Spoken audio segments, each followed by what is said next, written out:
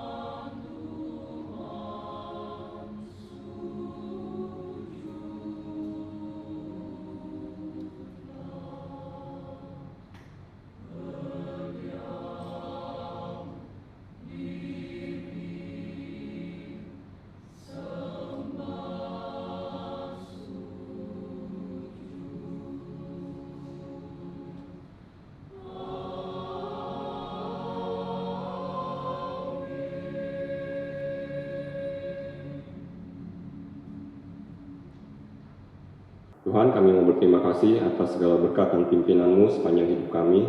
Sampai pada pagi hari ini, kami masih bisa berkumpul secara online untuk beribadah kepada-Mu. Tuhan, pimpin setiap petugas pelayan ibadah yang bertugas, agar apa yang sudah dipersiapkan dapat menjadi kemuliaan bagi nama-Mu saja. Kami memulai ibadah kami pada pagi hari ini.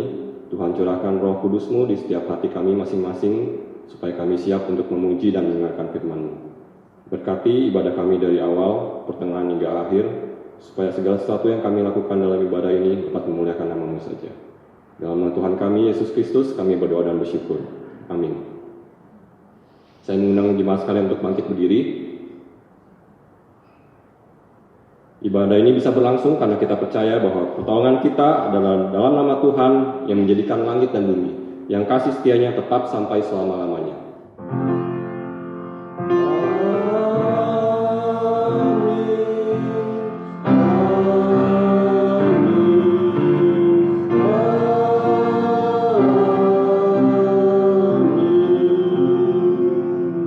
Kiranya kasih karunia dan damai sejahtera dari Allah, Bapa kita, dan dari Tuhan Yesus Kristus menyertai jemaat sekalian.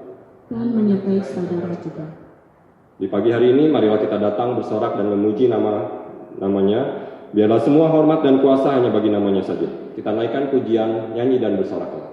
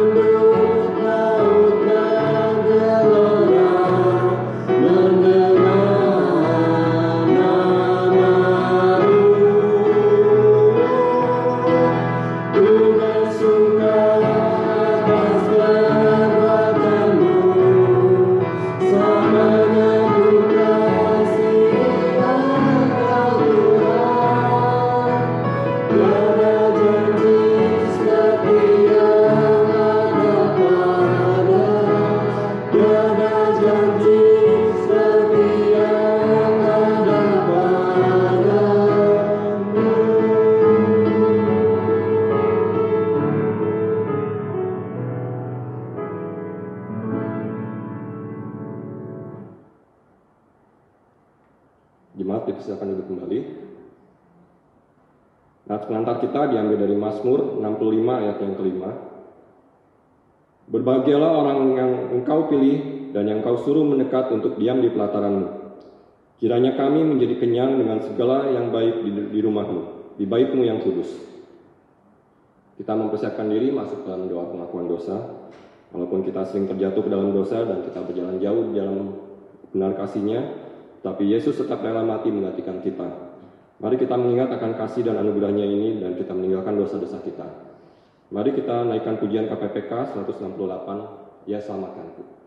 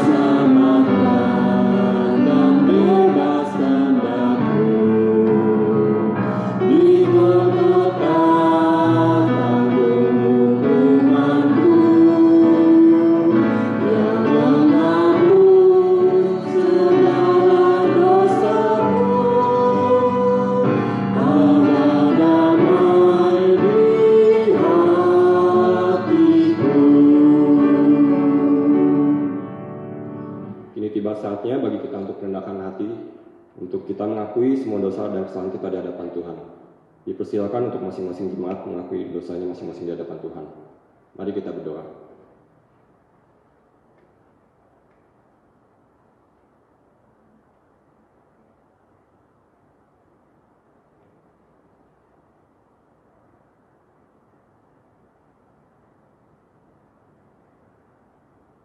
Tuhan, walaupun kami sering terjatuh ke dalam dosa dan berjalan jauh dari jalan-Mu, namun Tuhan, Engkau tetap mengasihi kami dan memberikan anak-Mu yang tunggal untuk menebus dosa-dosa kami. Manusia yang sebenarnya tidak layak untuk menerima anugerah-Mu ini. Berikanlah kami, anak-Mu ini, hikmat kebijaksanaan ya Tuhan, agar kami bisa selalu mengingat pengorbanan anak-Mu di kayu salib, sehingga kami bisa menjauhkan diri dari dosa untuk selalu setia berjalan di jalan-Mu saja. Demikianlah doa pengakuan dosa kami ini ya Tuhan, yang kami serahkan hanya dalam nama anak-Mu yang tunggal, Tuhan Yesus Kristus. Amin. Kini dengarkanlah berita anugerah dari Tuhan yang diambil dari Mazmur 85 ayat yang 3 dan ayat yang keempat. Engkau telah mengampuni kesalahan umat-Mu, telah menutupi segala dosa mereka. Engkau telah menyurutkan segala gemas-Mu, telah meredakan murka-Mu yang menyala-nyala. Demikianlah berita anugerah dari Tuhan. Kepada Allah. Kita mempersiapkan hati kita untuk mendengarkan firman Tuhan. Biarlah Tuhan yang membukakan mata kita untuk melihat kebenarannya dan membukakan telinga kita untuk mendengarkan firman-Nya. Kita naikkan pujian KPPK 294, Bukakan Mataku Tuhan.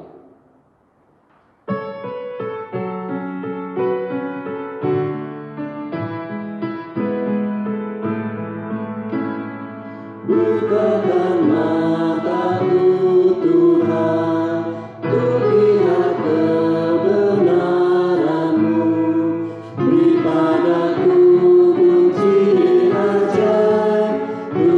lepaskan belengguku, ku menantikan Tuhanku, kehendak-Mu yang jadilah. Roh Kudus menyertaiku dan pimpinku.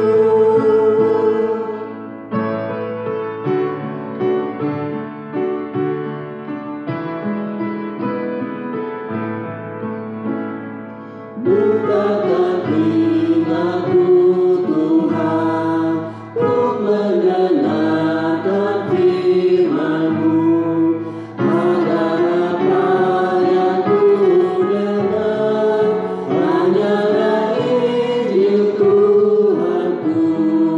Ku menantikan Tuhanku, kehendak-Mu yang jadilah.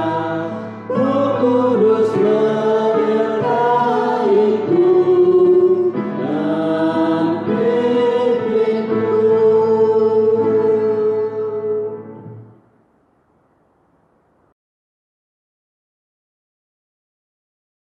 Mari kita berdoa.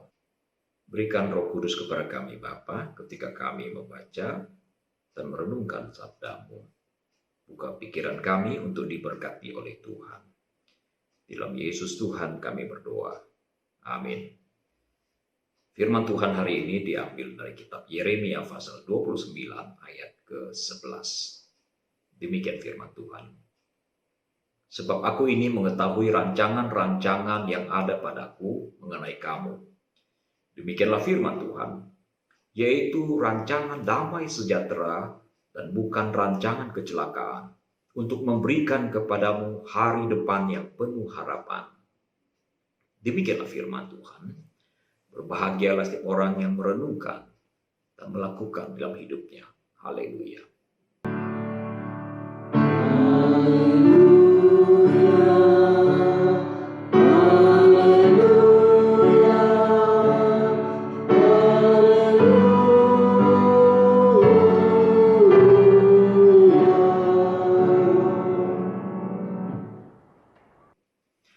Saudara sekalian, salah satu permainan yang menarik di seluruh dunia adalah permainan memasang parcel.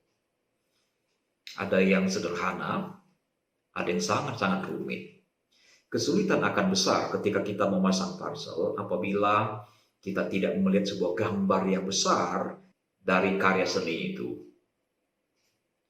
Saudara sekalian, salah satu cara yang efektif untuk mengatasi rasa stres yang kita alami di dalam hidup ini adalah dengan cara meninjau gambar besar dari kehidupan kita masing-masing. Ada orang berkata, jika berdiri di bawah pohon, maka kita hanya akan melihat pepohonan saja. Tetapi naiklah ke atas gunung, maka kita akan melihat hamparan hutan yang sangat-sangat luas. Ini benar, saudara sekalian. Saat kita melihat sesuatu dari sudut pandang yang tepat, maka kita akan melihat dan memahami sesuatu dengan lebih tepat lagi. Allah kita adalah perancang yang terhebat dan tidak ada bandingannya, saudara sekalian. Dia menciptakan setiap orang dengan sangat-sangat istimewa. Tidak ada dua orang di dunia ini yang secara absolut identik satu sama lain. Kita manusia tidaklah sama seperti boneka mannequin buatan pabrik. Tuhan menandai tiap orang dengan sidik jari yang berbeda-beda. Dan masih banyak lagi identitas yang Tuhan taruh di dalam tiap pribadi yang berbeda satu sama lain.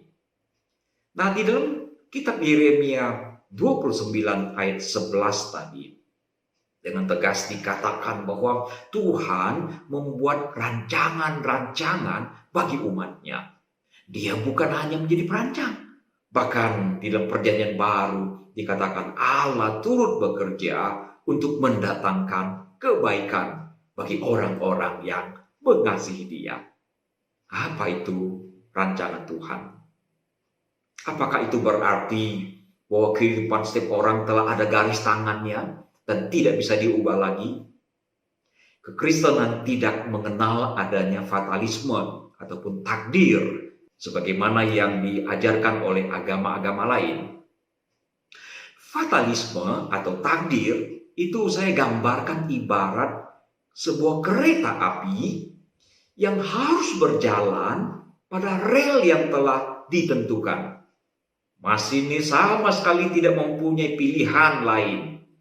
Keluar dari jalur berarti musibah. Dan di dalam fatalisme, musibah itu pun sudah ditentukan. Sementara itu, makna rancangan Tuhan, saya menggambarkannya menurut versi saya, menurut pemahaman saya, adalah di mana Tuhan membuat sebuah perencanaan perjalanan untuk seseorang dengan tujuan yang jelas. Tetapi Tuhan tidak menentukan jalan-jalan mana yang harus dilalui oleh orang itu. Jadi ada banyak jalan, ada banyak cara yang bisa ditempuh. Masing-masing ada baik, ada buruknya. Seseorang diberi kebebasan untuk menentukan jalan yang terbaik, dan salah memilih jalan ada resikonya.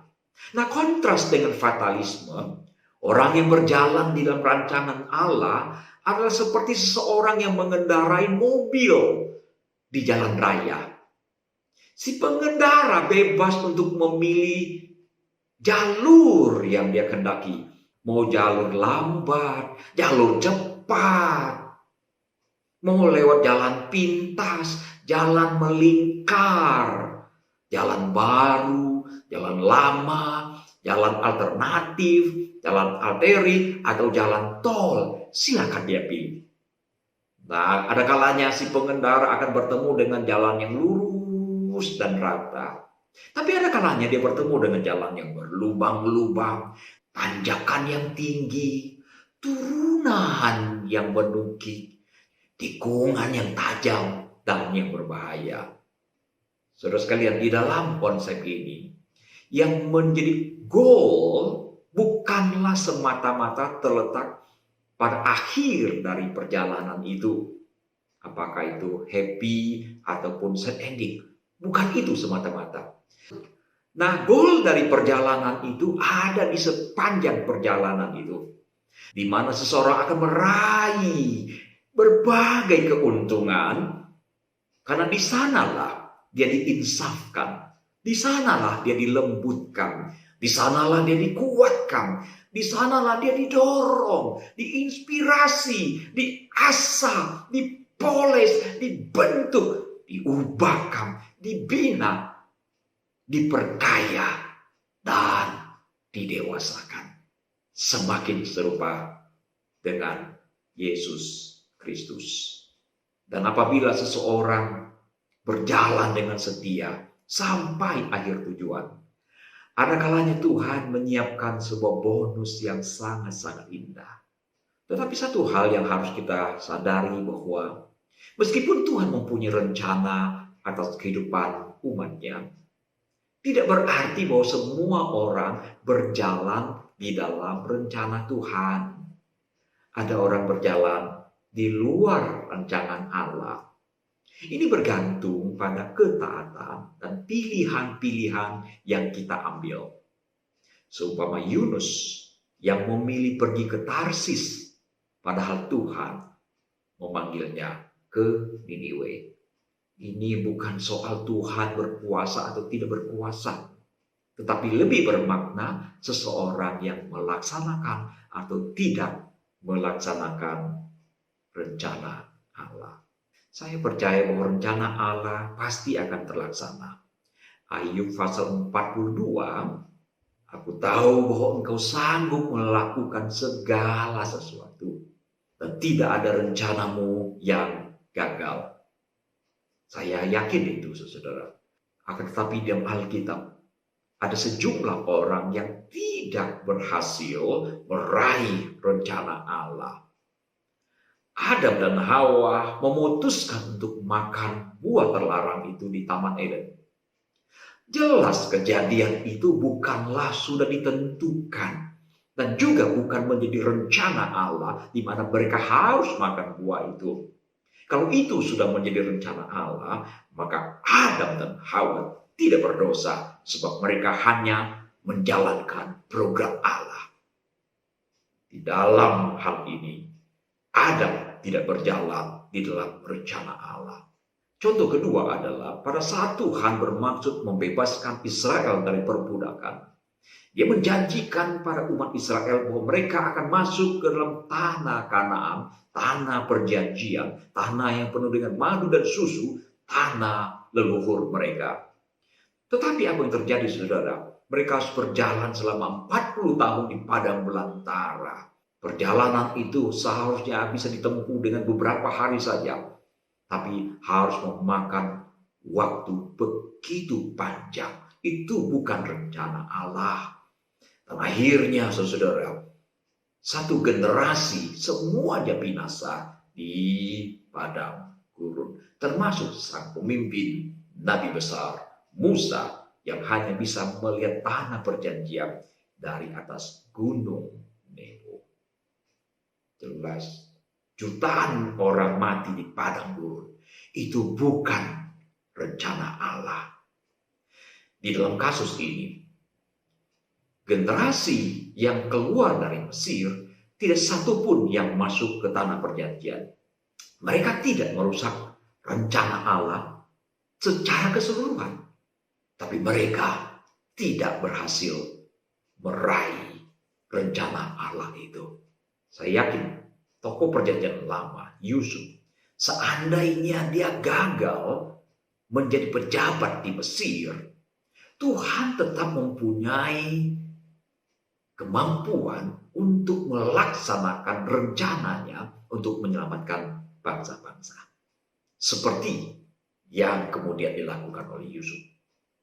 Di dalam kasus Keluaran, rencana Allah tetap terlaksana, saudara sekalian. Mengapa? Karena pada akhirnya umat Allah masuk ke dalam tanah perjanjian. Walaupun generasi pertama binasa semua. Bercermin dari kasus-kasus itu, kita harus belajar satu hal. Tidak boleh memilih jalan di luar rencana Allah.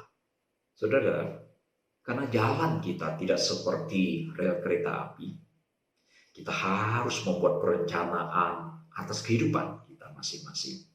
Agar perjalanan kita menjadi berhasil.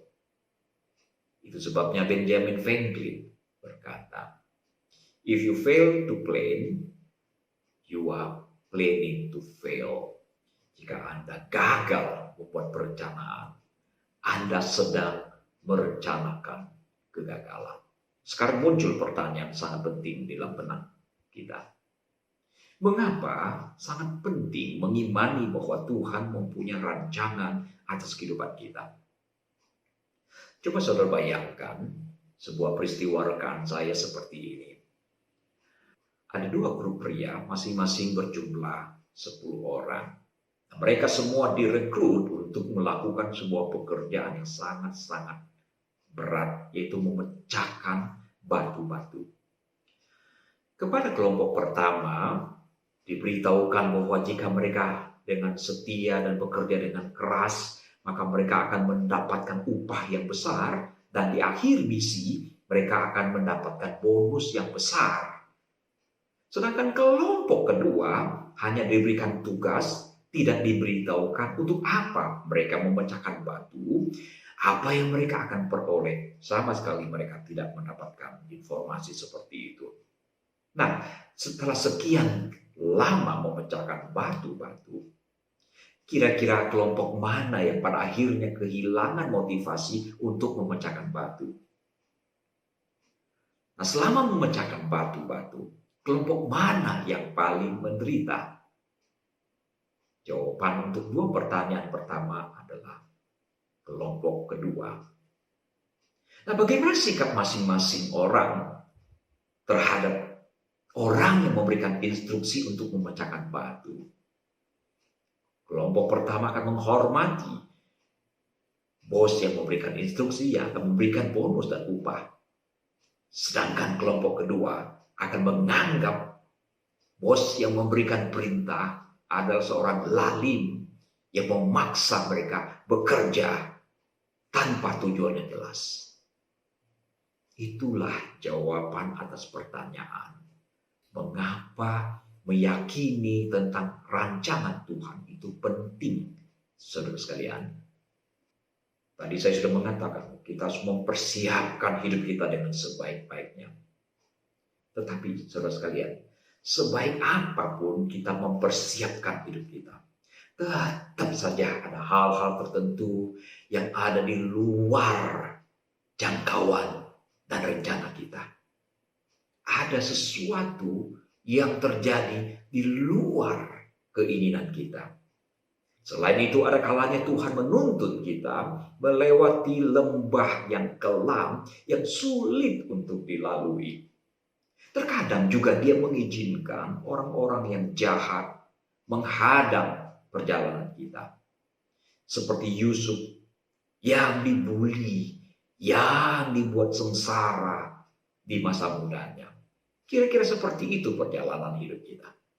Nah, di saat-saat seperti itu, hidup kita akan penuh dengan ketegangan dan stres yang pada akhirnya justru akan membuat hidup kita semakin tidak berkualitas. Di saat-saat seperti itulah kita perlu mengingat beberapa hal. Tuhan mempunyai program atas hidup kita. Tuhan berkuasa mengubah kondisi yang terburuk menjadi suatu batu lompatan untuk mencapai, untuk sampai pada tujuan dan rancangan ilahi. Seperti mata Tuhan, hal-hal yang nampaknya buruk justru bisa direka oleh Tuhan menjadi indah pada akhirnya.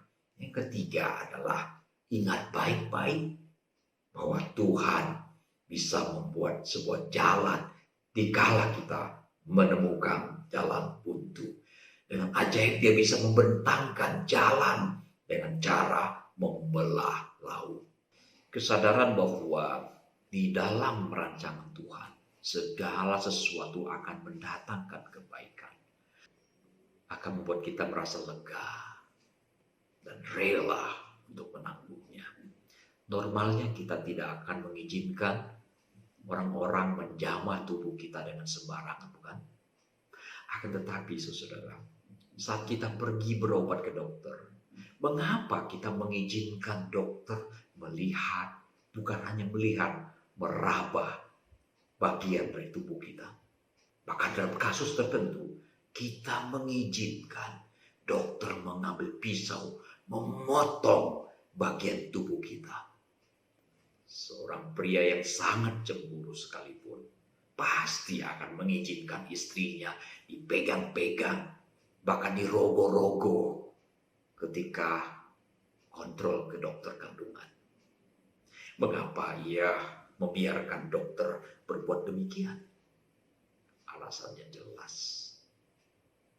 Karena ia tahu bahwa itu adalah sebuah proses yang harus dilalui kalau ingin mendapatkan terapi dan penyembuhan. Begitulah saat kita menghadapi jalan yang terjal, saudara sekalian. Kita akan tetap enjoy, sebab kita yakin bahwa di mata Tuhan itu semua adalah baik. Benar, saudara, setelah memasuki umur 50 tahun lebih, saya semakin sadar mengapa Tuhan mengizinkan kami dulu mengalami berbagai kesulitan. Di masa kecil, mengalami kekurangan, mengalami kemiskinan, dan juga mengalami kegagalan. Mengerti sekarang mengapa Tuhan izinkan itu terjadi. Ketika seseorang tidak memiliki ataupun kehilangan keyakinan tentang rancangan Allah, paling tidak ada 3 kemungkinan yang akan terjadi pada orang itu. Yang pertama, orang itu akan gagal mengenal Tuhan dan juga akan mengalami kepahitan karena itu. Naomi betul-betul tidak melihat gambar besar dari seluruh perjalanan hidupnya, dan termasuk keluarganya. Itu sebabnya dia mengeluh ketika orang-orang di Yerusalem memanggilnya Naomi. Dia berkata dengan keras, "Jangan sebut aku Naomi lagi. Sebutkanlah aku Mara. Sebab yang Maha Kuasa telah melakukan banyak kepahitan kepadaku. Dengan tangan yang penuh aku pergi, tetapi dengan tangan yang kosong Tuhan memulangkan aku. Mengapa kamu menyebut aku Naomi?" Naomi artinya manis. "Karena Tuhan telah naik saksi menantang aku, dan yang Maha Kuasa telah mendatangkan malapetaka kepadaku." Jelas, Naomi gagal memahami siapa Allah di dalam hidupnya. Jelas dia mengalami kepahitan terhadap Tuhan. Ia merasa Tuhan tidak peduli kepadanya. Ia bahkan merasa Tuhan itu begitu jahat di dalam hidupnya. Dan Tuhan tidak melakukan apa-apa ketika dia menghadapi begitu banyak kesulitan. Ia pergi dalam kekayaan dan pulang di dalam kemiskinan yang hebat. Saudara, seandainya Naomi tahu bahwa sekitar 125 tahun setelah penderitaannya akan lahir seorang anak yang kemudian menjadi raja yang terbesar di dalam sejarah Israel, yaitu Raja Daud. Saudara harus tahu, menantu Naomi yaitu Ruth yang bersikeras mengikuti Naomi masuk ke dalam tanah perjanjian, itu adalah nenek moyang Raja Daud. Seandainya Naomi tahu itu, dia tidak akan kepahitan. Dia akan mengerti mengapa Tuhan mengizinkan dia menderita. Seandainya Naomi tahu, berabad-abad kemudian, dari seorang perempuan Moab yang dia bawa masuk dalam tanah perjanjian, dari situ akan lahir bukan hanya Raja Daud, tetapi Yesus Kristus, Juru Selamat dunia. Maka Naomi akan bersukacita atas karya Tuhan di dalam hidupnya.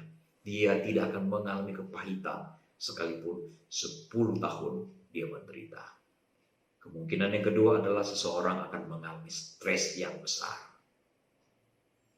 Nah, kunci untuk bisa menghadapi hidup ini dengan ringan dan bisa mengurangi bahkan membuang jauh stres di saat menghadapi kesulitan adalah memiliki keyakinan tentang rancangan Tuhan, disertai dengan sebuah keyakinan bahwa di balik ini semua ada rencana Tuhan.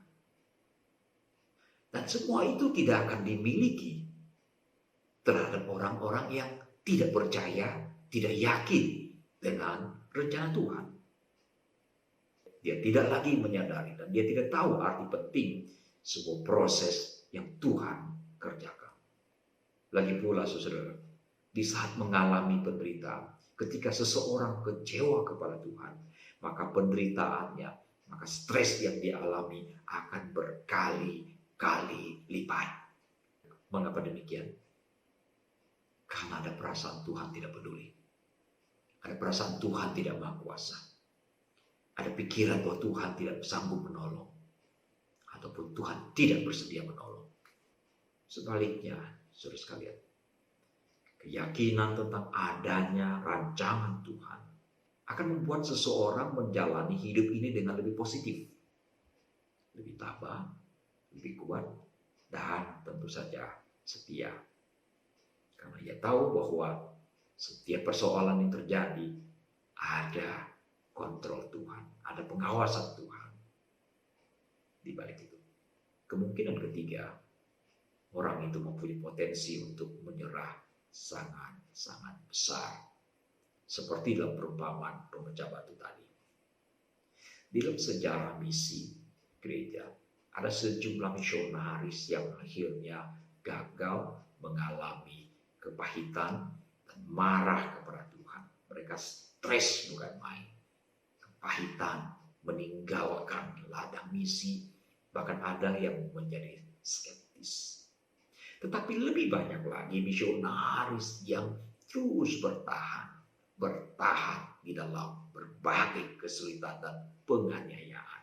Mengapa? Karena mereka yakini kehadiran mereka adalah dalam rangka menggenapi rencana Allah.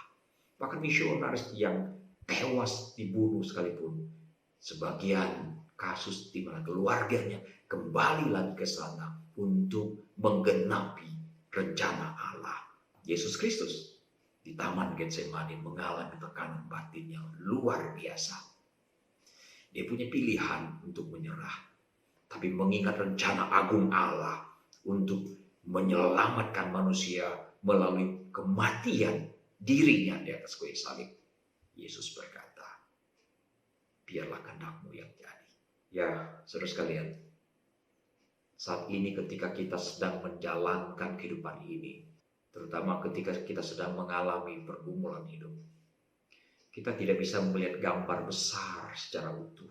Masalahnya adalah kita hanya bisa melihat apa yang telah kita lewati dan yang sedang kita jalani. Itu yang bisa kita lihat. Kita tidak punya mata untuk melihat ke depan apa yang akan terjadi. Gambar besarnya kadang-kadang belum terlihat dengan jelas, masih samar-samar. Oh, alangkah indahnya jika kita bisa melihat gambar besar itu dari saat ini juga. Disinilah tantangannya bagi kita untuk beriman. Seperti kata Paulus, 2 Korintus 5 ayat 7. Sebab hidup kami ini adalah hidup karena percaya, bukan karena melihat. Kata orang, saudara sekalian, lampu mobil kita tidak bisa menyorot kota yang jauh yang kita akan tuju. Pemikiran yang sangat brilian.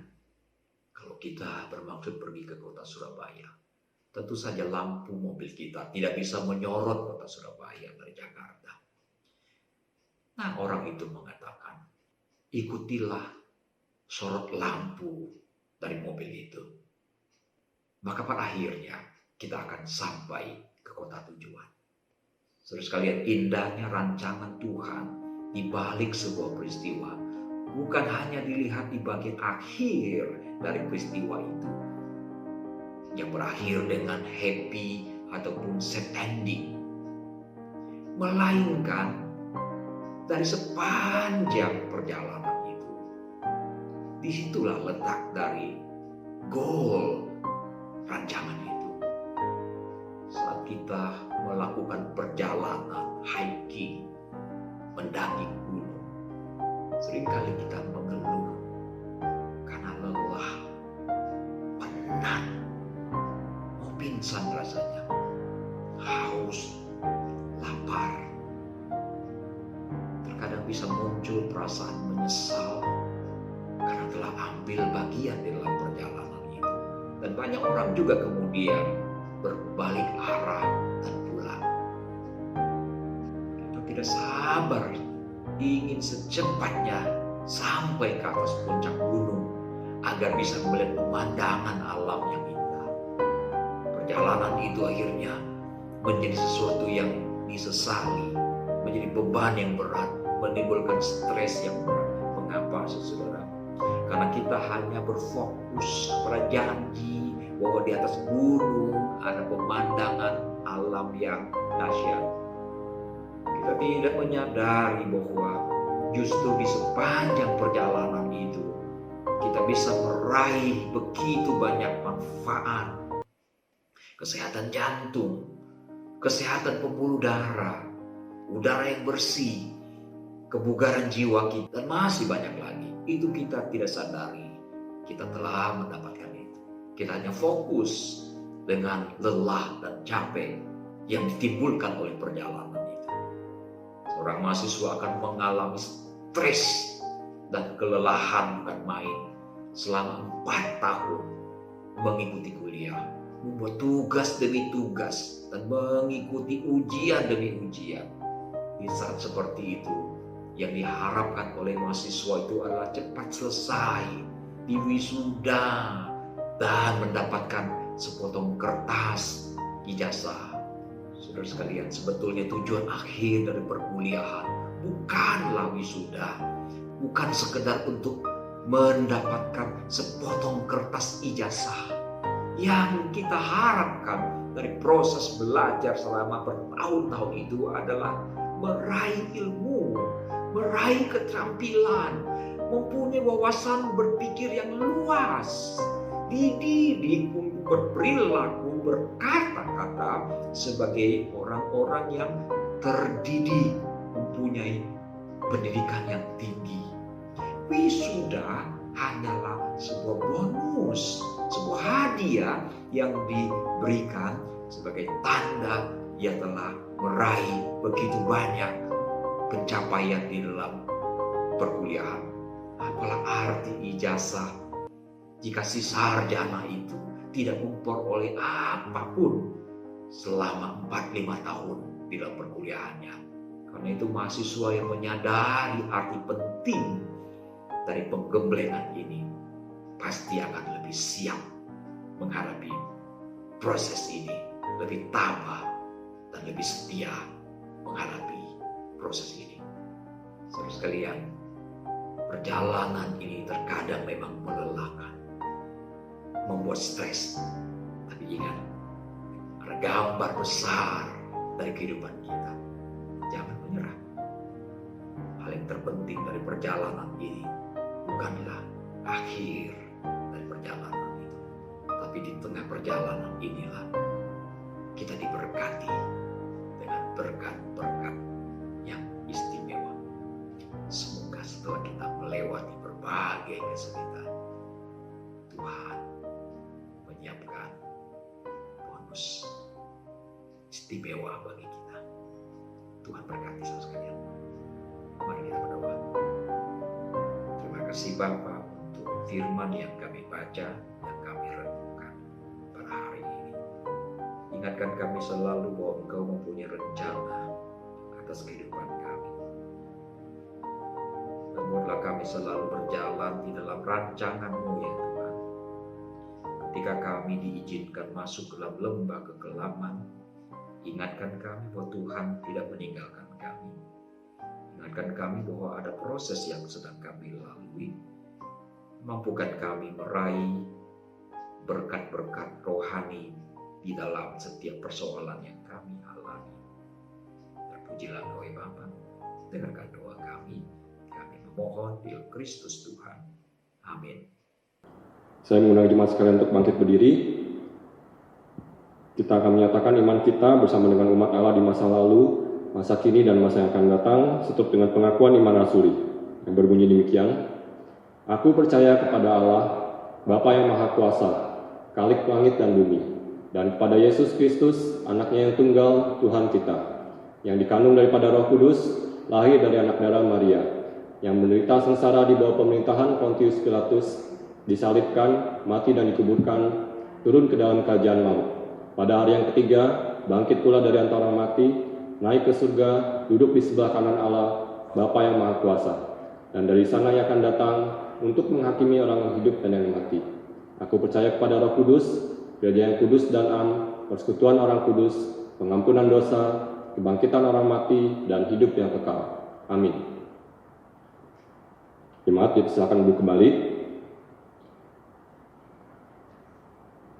Ini tiba saatnya kita untuk memberikan korban syukur kita kepada Tuhan. Jemaat dapat memberikan persembahan dengan memasukkannya ke dalam amplop, menuliskan tanggal ibadah kita. Setelah kita dapat berkumpul kembali di gedung gereja, jemaat dapat menyetorkan amplop ini kepada gereja. Atau apabila jemaat ingin mentransfer atau menggunakan QRIS untuk menyetorkan persembahannya, jemaat bisa mentransfernya ke rekening gereja yang tertera di layar. Nah, persembahan kita diambil dari Mazmur 76 ayat yang ke-12. Bernasarlah dan bayarlah nasarmu itu kepada Tuhan Allahmu. Biarlah semua orang yang di sekelilingnya menyampaikan persembahan kepada Dia yang ditakuti. Sebelumnya marilah kita berdoa. Tuhan, terima kasih untuk firman yang sudah kami terima. Tuhan memberkati pelayanan pendeta Ji dan sekeluarga. Tuhan, kami mau berterima kasih juga atas anugerah dan berkat dan pimpinan-Mu di dalam kehidupan kami, di mana saat ini kami hendak memberikan ucapan syukur kami kepadamu. Berkati jemaat-Mu di tempat ini, berikan hikmat kepada segenap pengurus yang mengelola persembahan ini, sehingga persembahan kami ini bisa dipakai untuk memperluas pekerjaan Tuhan di muka bumi, terutama di gerejamu di tempat ini. Dalam nama Tuhan Yesus kami berdoa dan bersyukur. Amin. Kita bersyukur selalu untuk berkat Tuhan yang selalu berlimpah dalam kehidupan kita. Kita iringi persembahan kita dengan pujian KPPK 50. Hitung berkatmu.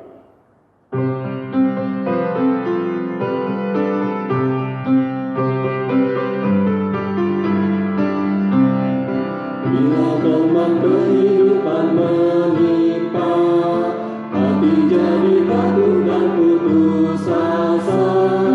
Jangan lupa berkat Tuhan hitunglah, pasti kau tercengang akan karyanya. Hitung berkat satu persatu, dan lihatlah karya Tuhanmu. Hitung berkat satu persatu, hitung berkat yang melimpah padamu.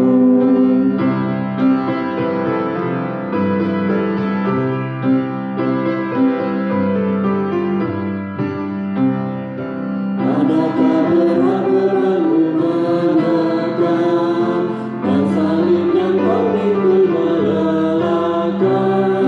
Hitung berkatnya pastilah kau lega, kau kan bergerak dan terus memujinya. Hitung berkat satu persatu, dan lihatlah karya Tuhanmu.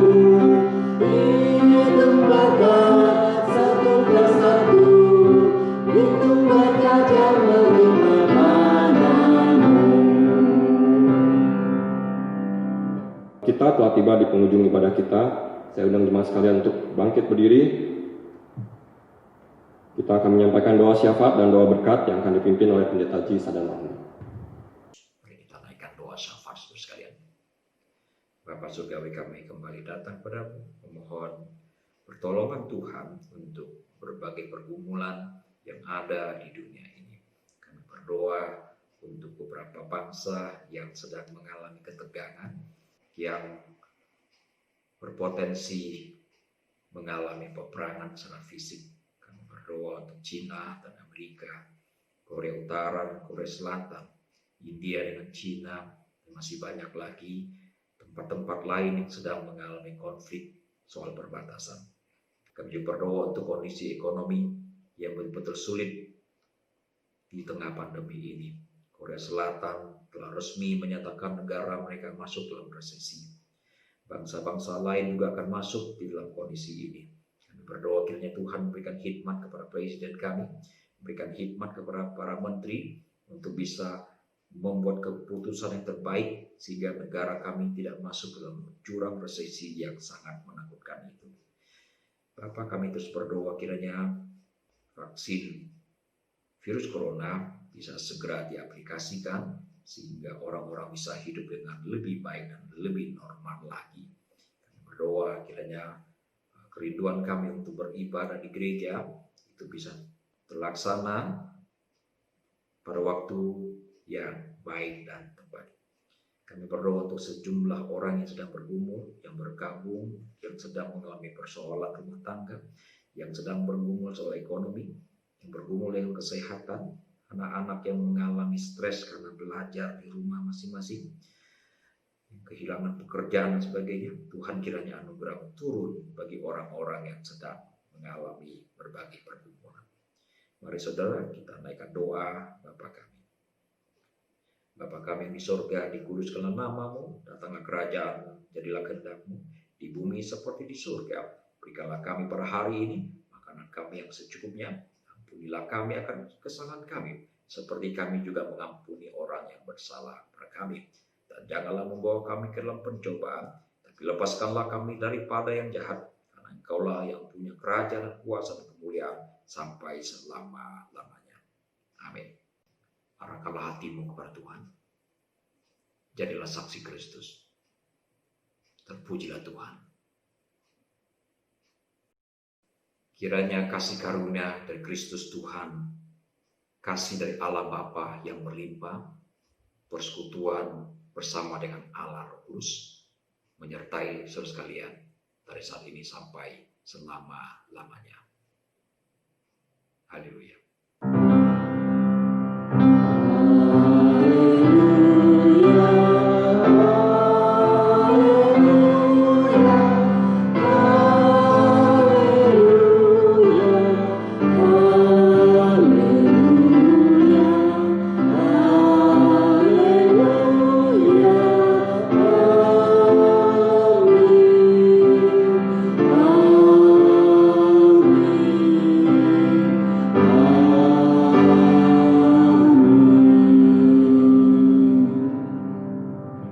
Silakan duduk kembali, ibadah kita telah selesai.